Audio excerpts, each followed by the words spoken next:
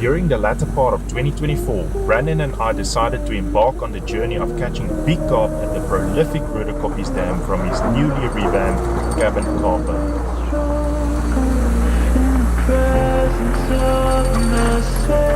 This is the Maiden Voyage.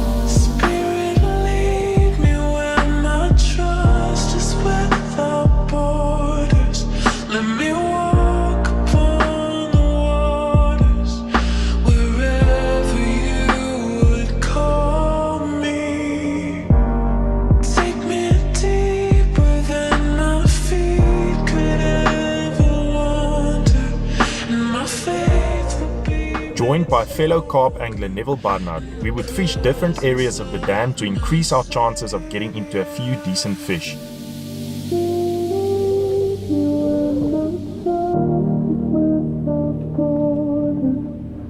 After a bit of homework checking the wind prediction apps, we decided to anchor in an area that wouldn't be affected by major high-scent traffic. This area is fairly unfished, which indicated to us that it should hold some fish, as the more popular areas of the dam have seen very high angling pressure of late.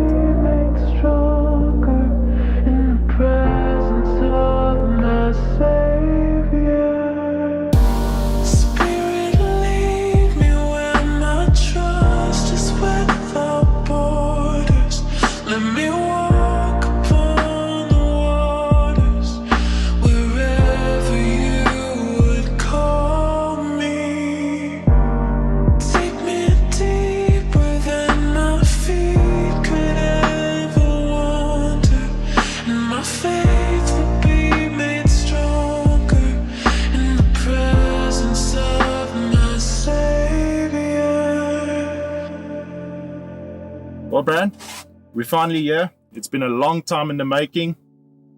A lot of talks about this. A lot of style talks. of fishing. The style of fishing, a lot of talk, a lot of money went into this. Definitely. Let's not talk figures.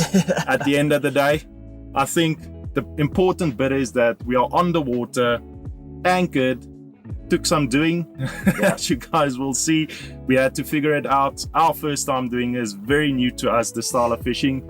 But come I tell you guys, what an experience. I'm definitely looking forward to it. I have done this previously with Neville, and we were anchored to trees. This time we've had to use special anchors, chains, a special application or way to get the anchors in so that you are sturdy on the boat and you're not swaying side to side, and if weather does come, you are in position. But we got it right, you know. There was like a fair amount of waves today, and I think we were sort of solid. Not seasick yet. So yeah. Anyway, guys, you are joining us in session at the infamous Roodekoppies Dam.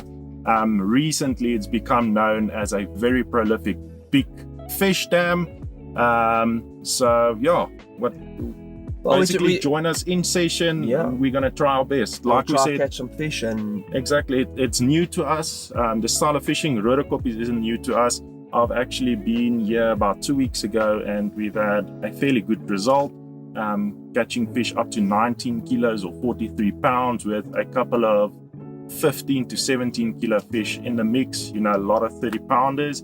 But this basically gives us access to areas of the dam not fished by other anglers. Yeah, so basically what this does, it opens up the entire lake to us. But saying that, also we have to keep in mind of anglers on the bank. So I can't go and anchor, or I won't go and anchor in front of a resort and fish water where other anglers would have booked, paid. Some people take months to prepare their sessions, you know, mentally and physically. So we're sitting in areas that are not really so-called hotspots. So we're probably going to have the unknown. It's the unknown. We're going to work harder, and hopefully we get rewarded with something special for doing this specific way. Yeah, guys, it's like Brand said, it all comes down to angling etiquette. You know, we share the dam. We're going to respect the anglers on the bank. We are fishing an area of the dam not accessible to any member of the public fishing from the bank.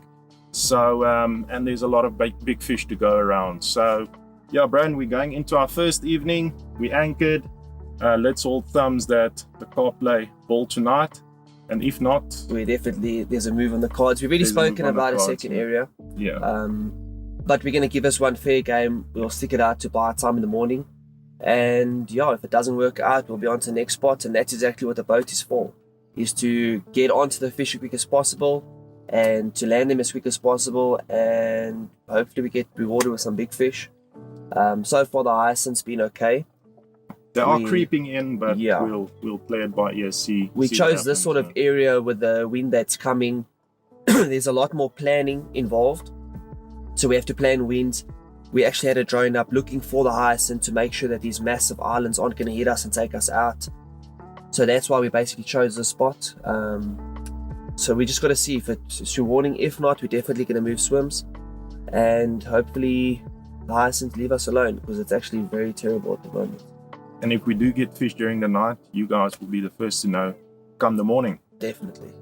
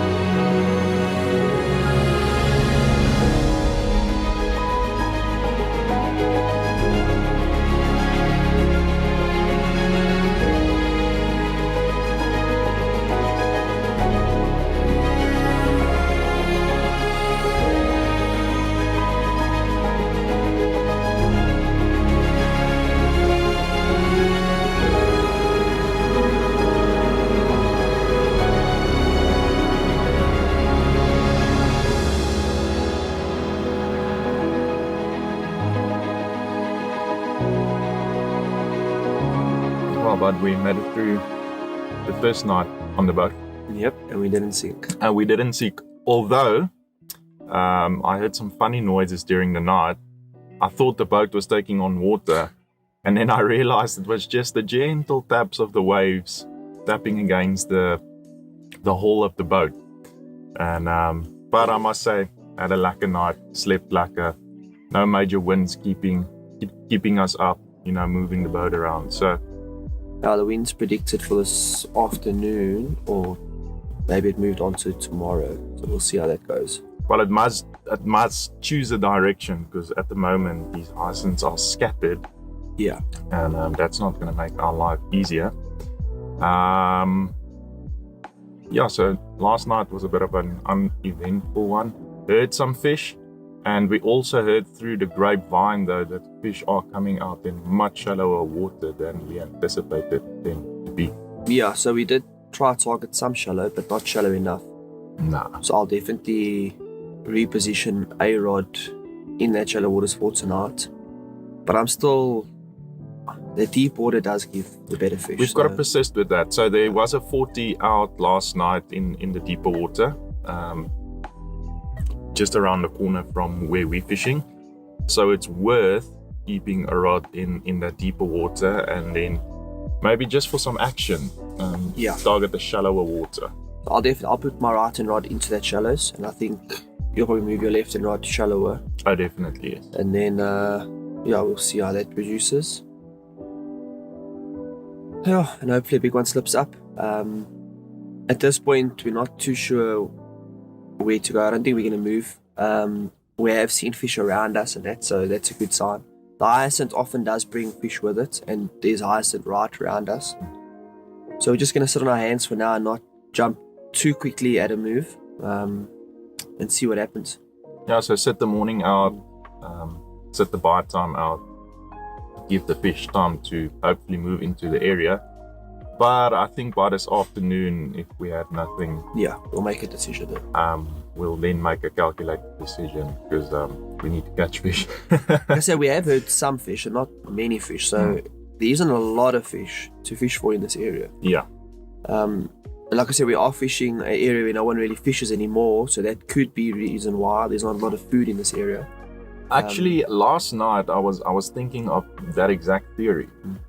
Although it's not a overfished area or a high pressured area, the fish might well, not avoid it, but not visit it as often as they would, because there's not as much bait going into the water. I don't know. It's that, or they're just passing past, and we're probably just fishing for a bite.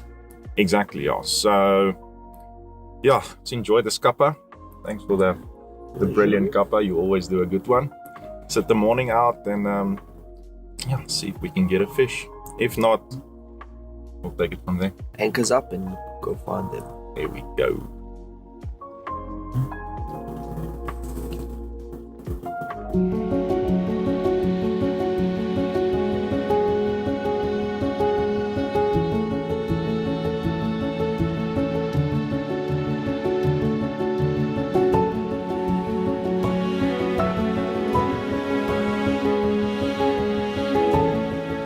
After a bit of deliberation and persuasion from incoming hyacinth traffic, we decided to pull up the anchor and move to a new area that had recently been producing a good head of bigger carp.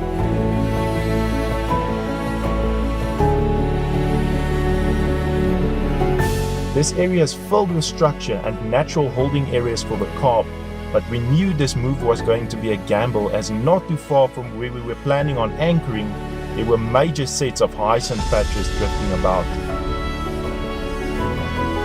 Would the wind play in our favor and keep the hyacinths away? At this point, only time will tell.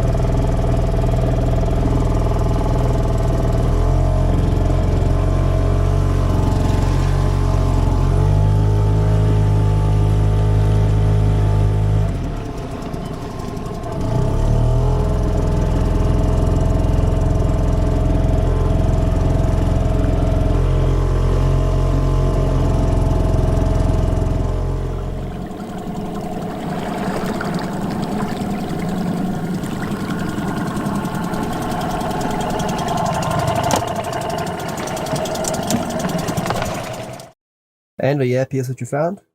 Yeah. New spot, new challenges. 11 meters. It's very hard bottom, but it's next to that big rock, so ideally you don't want to ideally you don't want to hinge there, but let's see.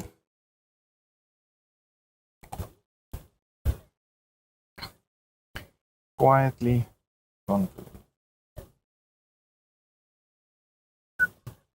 Nice.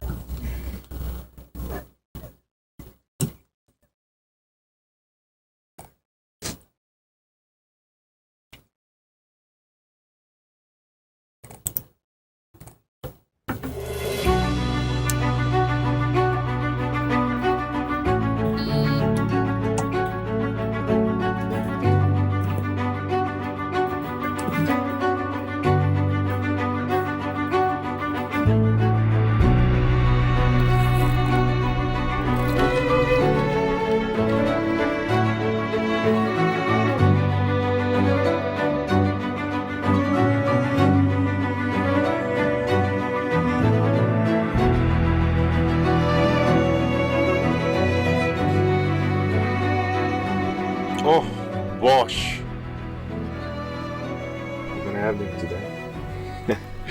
Good morning, guys. You join us on the second morning of our trip, and actually our third move, Bran. It's been quite eventful. Yeah, we learned a lot. There's been a bit of heartbreak, a bit of good news. Eventually managed to land a fish. I suppose we can call it a consolidation prize. Nothing major in terms of what the guys have been catching of late. Might be a scraper 30. We haven't weighed it yet. Might put it on the scale just to confirm that. But yeah, basically our third move, Bran. The first area we weren't really 100% confident in. So we moved to an area which we were really confident in, and we did find fish in the side scan and some really decent symbols, decent shadows. A decent structure as well. Yeah, and within a couple of hours we were actually on a live, and a massive island of hyacinth hit us. And we just made the move, or the decision to move, and we're basically on the opposite side of the dam at the moment.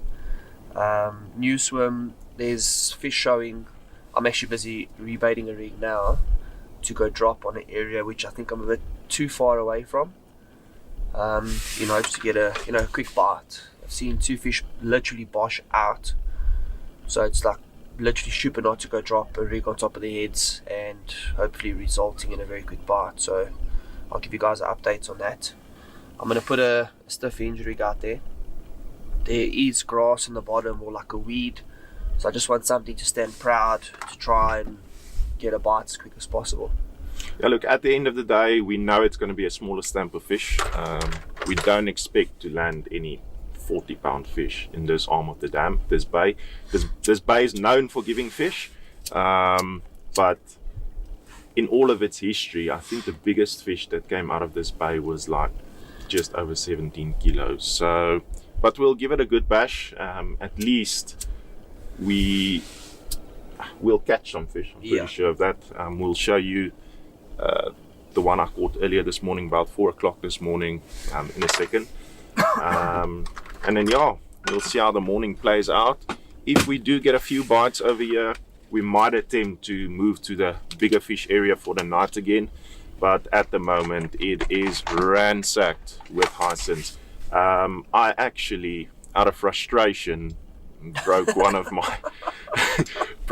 my very expensive custom rods. So I'm a bit heart sore about that, but luckily something that can be replaced, so I'm not going to let it ruin my session. But for the moment, I think Bran, like you said, let's quickly replace the rods to where we're seeing this fish show, and see if we can't get a few during the day. I'm definitely confident we're going to get a couple of fish. Guys, updates.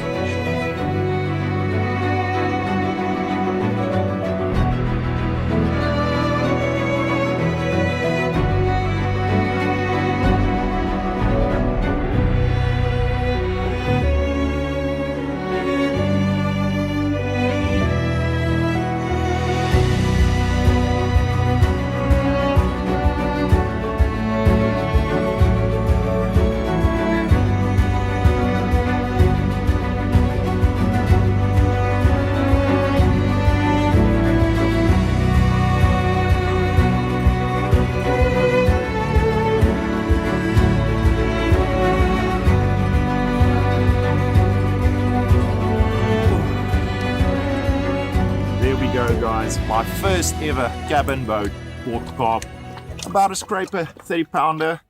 The action has not been as prolific as we hoped it would, but on a positive note, we have seen some, good fish shows. So let's hope the action continues. If we can have a few more of these, myself and Bran would be happy. Like we said, first ever boat session.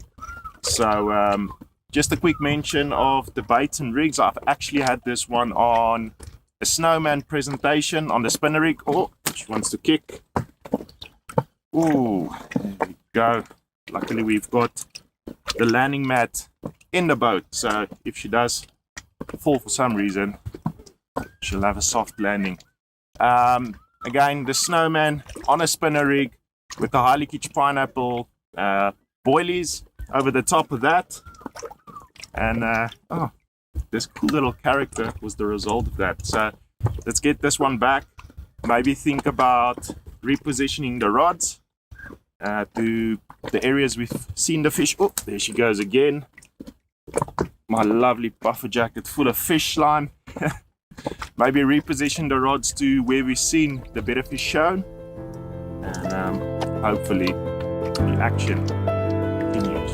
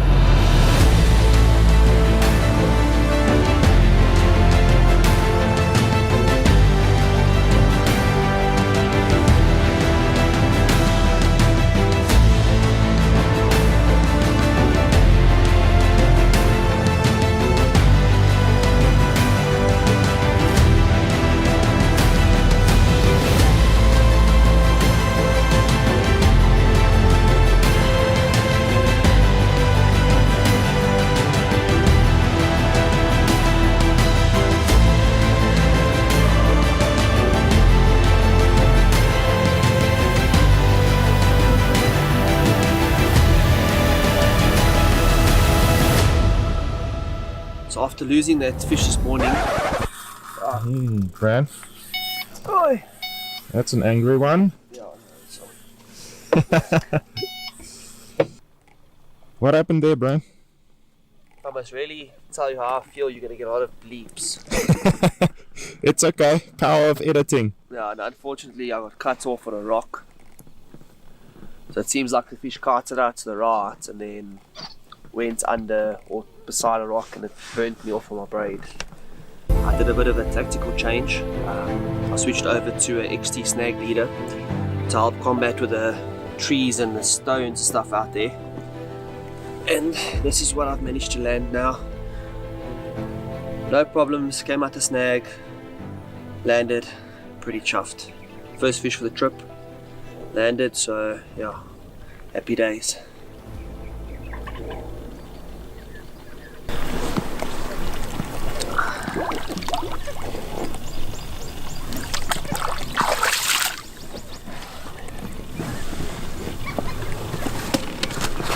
Rather windy, isn't it? Right guys, so we are settling into a very windy evening. In fact, it's been a very windy day. The only day we've had action, like we mentioned earlier this morning, our third move. Bran had 3 runs today throughout the course of the day. Unfortunately lost 2 due to cut-offs, so he went over to the Korda XT snag leader in, was it the 20 or the 50 pound? I think it was the 50 pound. And yeah, then he managed to land a stunning mid-20 character common. And then, like you guys saw earlier this morning, I had that scraper that we didn't even bother to weigh the fish. Just, I don't know, we're after those bigger fish at the end of the day. So we repositioned the rods. Both me and Bran's got rods in the deep water. You guys will notice I'm only fishing with 2 rods and Bran has still got all 3 his rods. Reason being that I of course broke one of my very expensive custom rods. Still very hard sore about that, but luckily I've rung up Shantan at Cabin Carp and he's going to sort me with a new tip section. For now, however, I will be fishing with my 12-foot crosscast Daiwa crosscast traditional rods. Very nice blanks, love them. It's a pity they're 12-foot because for boat fishing 12-foot isn't ideal. In fact, throughout the session, myself and Bran, this being our first cabin boat session, we've picked up on a lot of things that we need to add to the style of fishing and things we need to change. And 10-foot rods definitely is an edge. Actually, Bran's fishing with the 9-foot rods, which might be slightly better. So yeah, but like I said, the Daiwa crosscast traditional rods, tongue twister, definitely a very decent blank, value for money blank. So yeah, settling into this evening. This area is known for doing night bites. Like I said, we did reposition the rods in deeper water for bigger fish, and then of course we've actually had the fish from was in the shallower water, smaller fish, but it's sort of expected. So yeah, let's see what the evening holds. I'm gonna get some grub on now because I'm very hungry. I know Brand's very hungry as well. Let's see what the evening holds.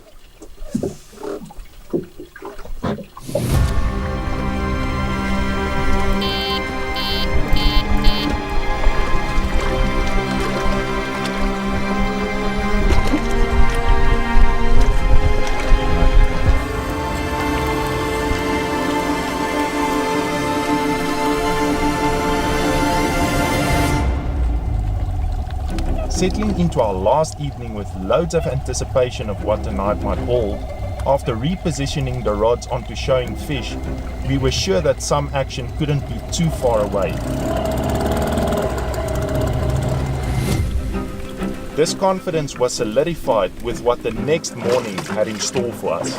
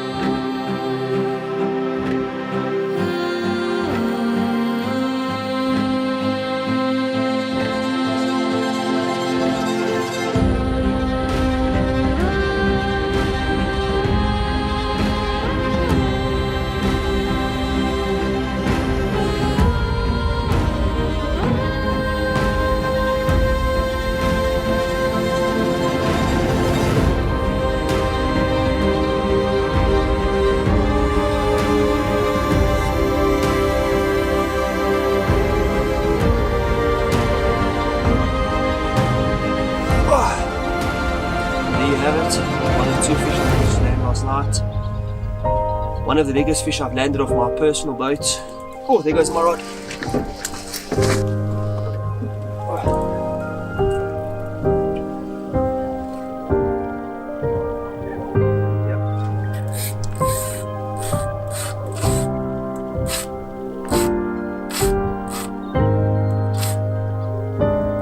Can you sort this out? Yeah. I think we can handle this.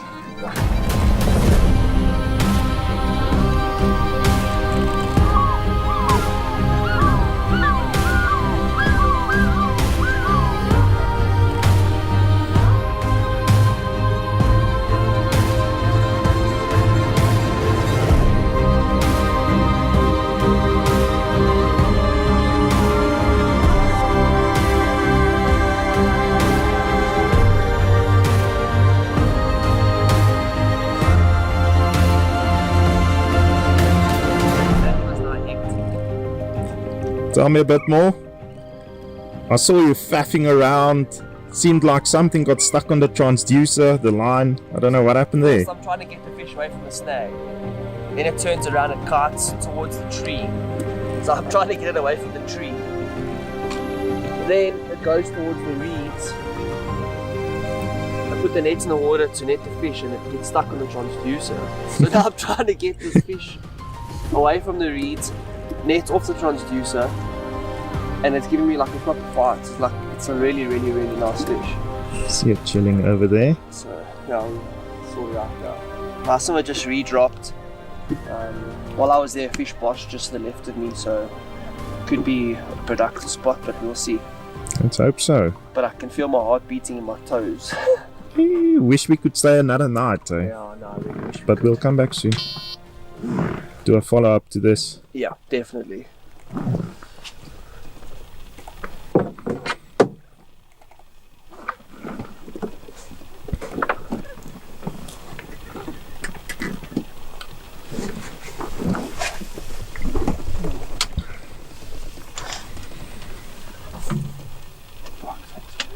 And I heard that click, click, click on the reel. Yeah, As I said to you, but that alarm's flat. yeah. So you can't hear the alarm. Fishing with flat Delcums. Yeah, the batteries are there, but it's my own fault. I mean, oh no, oh, there you go. I think I still asked you for the screwdriver. You did, yeah. Yeah, I didn't have my screwdriver yet, so it's my own fault. My screwdriver's in my big tackle box. Yeah, set and ready to go. Yeah.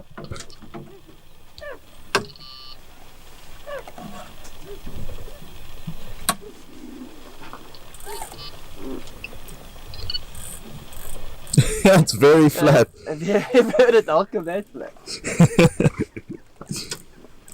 Well, the battery's been going for about 3 years now.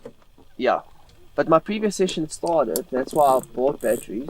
Mm. But not lazy, but just unprepared me.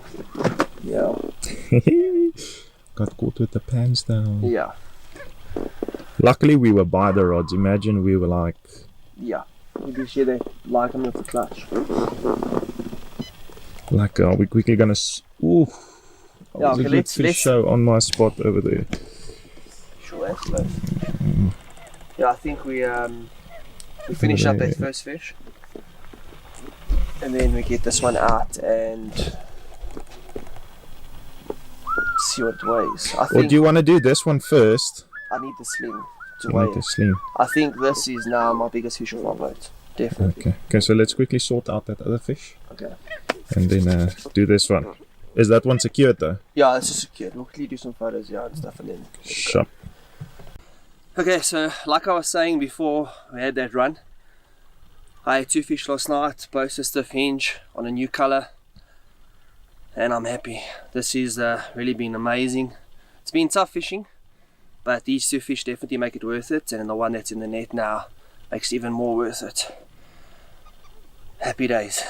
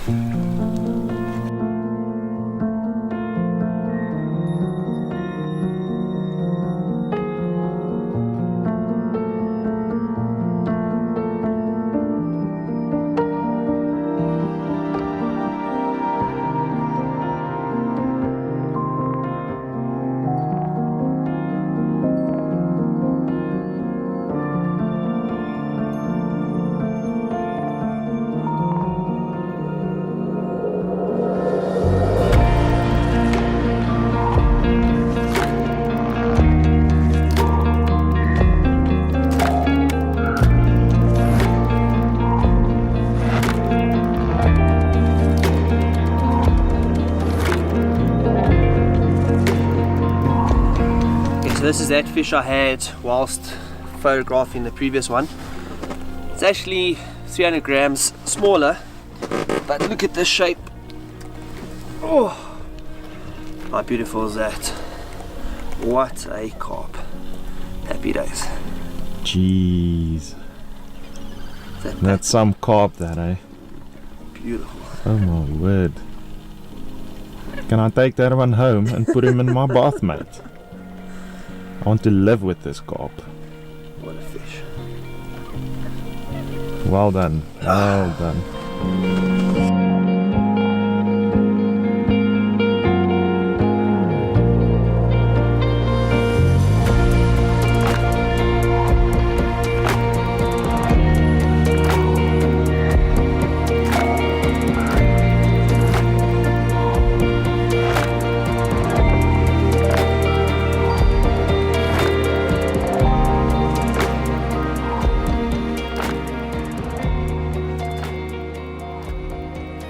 So I'm going to just talk you guys through the hardware I'm using for this session. I'm currently fishing a 9-foot Cabin Carp custom rod. Onto that I've got an Emblem 45 reel spooled with 30-pound J braid.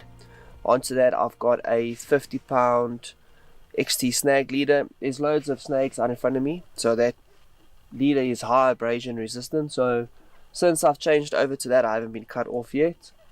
I'm fishing with my Tex IDs. Low sensitivity, it's working perfectly on the boat, especially when the boat's rocking. You need to be able to control that. Back section, I've got the butt buddies just to ensure that I don't lose my rod. The last thing I want to do is swim after a rod in this cold water. Rig wise, I'm fishing a stiff hinge rig onto 35-pound boom with a tungsten anti-tangle sleeve. Put a little putty there just to offset the pop-up's buoyancy. I switched over to the pink last night and I've managed to have 3 runs, landed 2 fish, and that's how it's been doing the business. So what I do is, if you don't have time or just don't want to tie your own chotties, use these, attach a boom section, becomes a stiff hinge rig. They come in different lengths. This is a long, there's a medium and a short. You can just choose the height according to the bottom you are fishing on. And then lead core leaders, I've got these with the hybrid lead clips. I simply loop this onto my main line, attach my rig, and I'm fishing within a couple of minutes. Especially if you don't want to splice lead cores and stuff, this just is so convenient. I wouldn't make it any different, so this just works perfectly, saves me time, and that way I can capitalize on my fishing rather than tying some fresh rigs or splicing lead cores.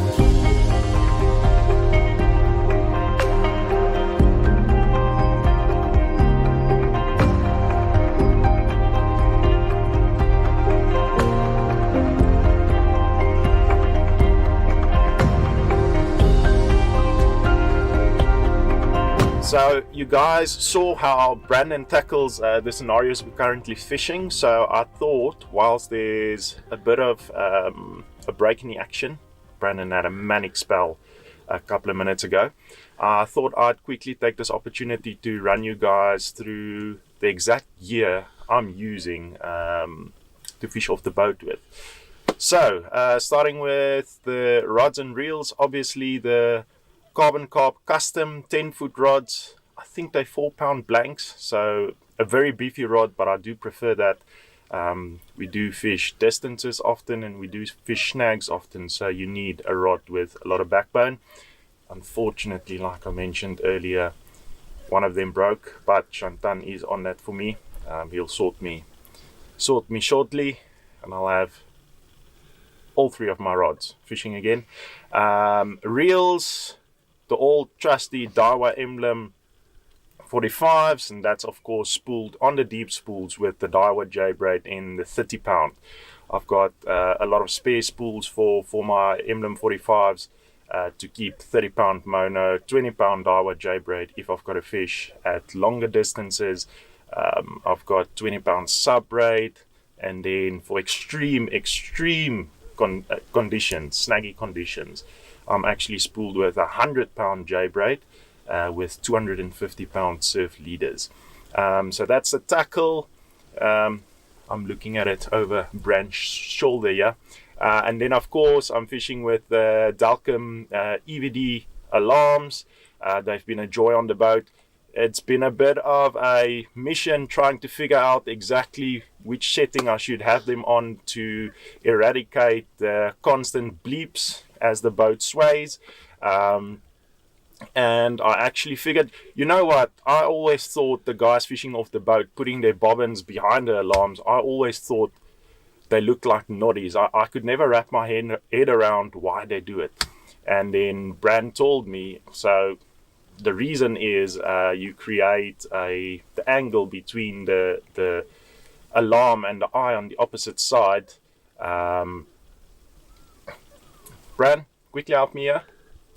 Basically, you keep your line stiff between your spool and your alarm, and then any movement will happen behind the alarm so that it doesn't give you false indications. Okay, yeah, so the slack comes from the tip side and not, if the bobbin is in front of the alarm, it comes from the alarm side. That's why it gives indication. So now, when it comes from the tip side, you don't get any indication on the alarms at all. So that I use my black and white bobbins, the small ones, as a visual aid to see whether I'm getting like a backbite.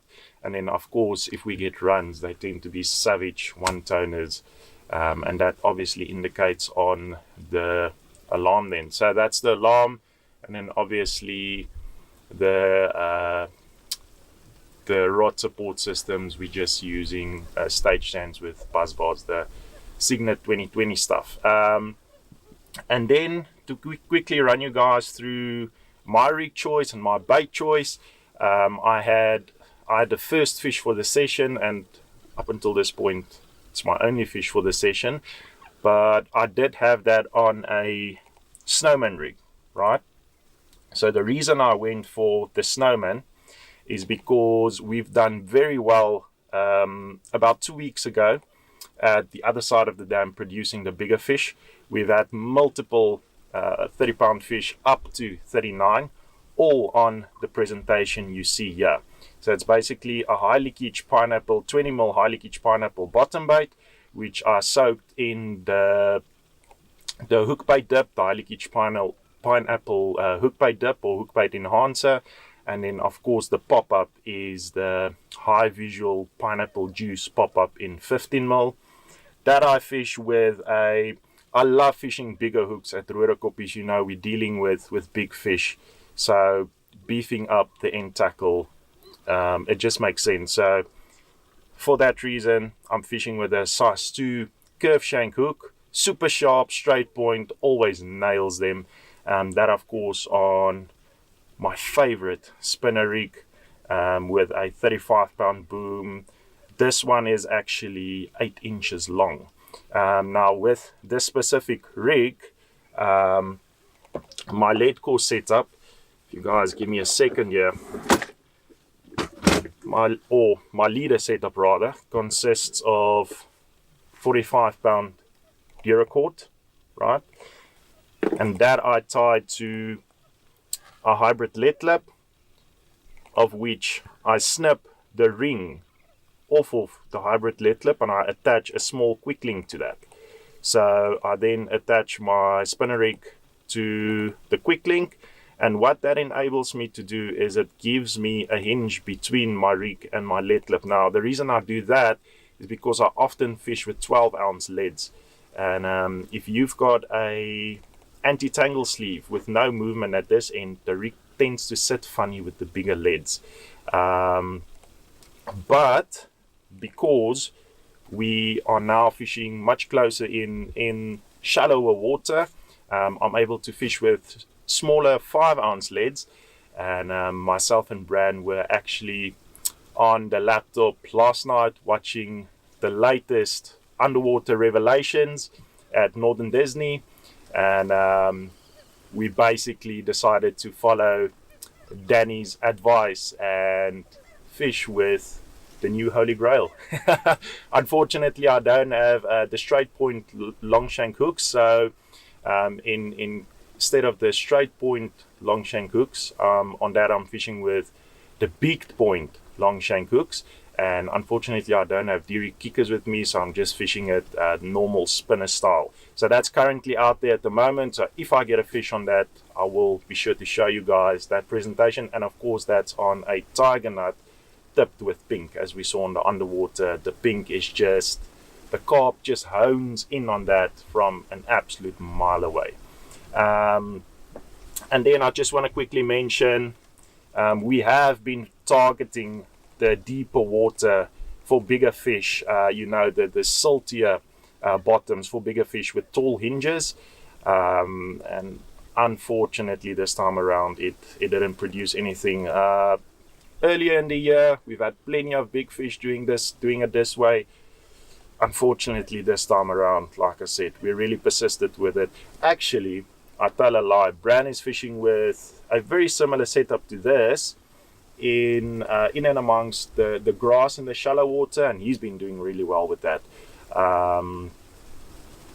Unfortunately our time is just about up, so I'm not going to do it this time around, but comes September it's definitely I think it will be our initial approach, is tall hinges in between the grass in the shallow water, and I think we'll have a couple of good fish like that. Just a quick mention, my hinge I tie with a size 4 White Cape X hook as opposed to the choddy hook. I just found that I do get much better hook holds that way, and it really nails the fish. Like sometimes, or most of the times, I've had it where the whole chod section actually ends up in the fish's mouth, so the hook almost hooks the fish in the throat. So yeah, that's the hinge. Like I said, rods are out, but it's in the dying hours, so hopefully I'll get another one. Would be nice to end the session off with a decent 30 pounder. Well done to Brand for the fish he's had up until this point. Also want to quickly mention, if you guys like content, well, the content that we are creating, especially this style of content, this is all new to us, please like this video and subscribe to the Korda South Africa Carp Fishing YouTube channel. Leave a comment in the comment section. Tell us what you'd like to see in the future, and yeah, enjoy the journey with us. For now, we've got high winds blowing at the moment, boat swaying like this. You guys can't see it obviously. Let's see if we can get a last fish to end what's been an epic session in terms of, well, just everything, an epic experience.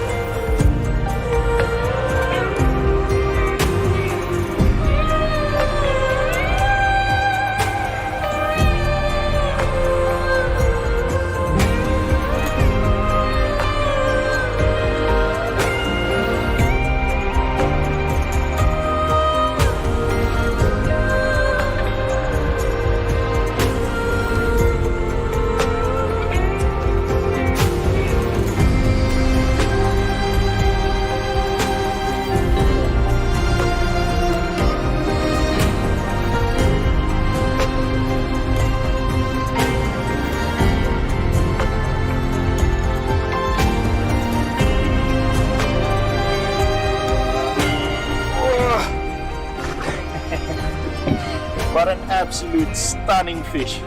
We had to onboard this fish on the boat because the wind's blowing an absolute hoolie, messing around with our audio, and the light overexposes the background, so you guys can't see this fish in its proper full glory. It absolutely beasted me in the wind, gave me a proper battle. Another 30-pound fish. It's probably gonna be one of our last fish. Use my phone there in the background. But yeah, I'm absolutely made up character. I think let's get some quick stills, get this one back, and if we're lucky, we might get another one.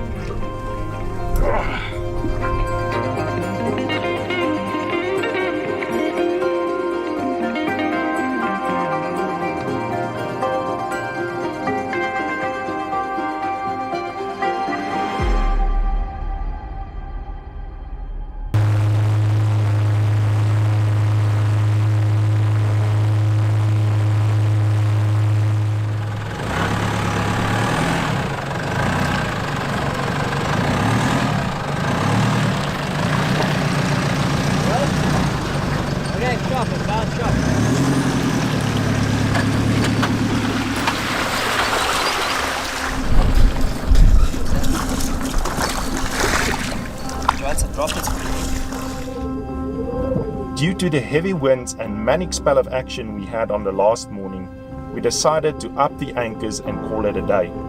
We've learned a lot on this session, and although we didn't catch the fish we set out to catch, you can be sure that we'll be back on the water sooner rather than later.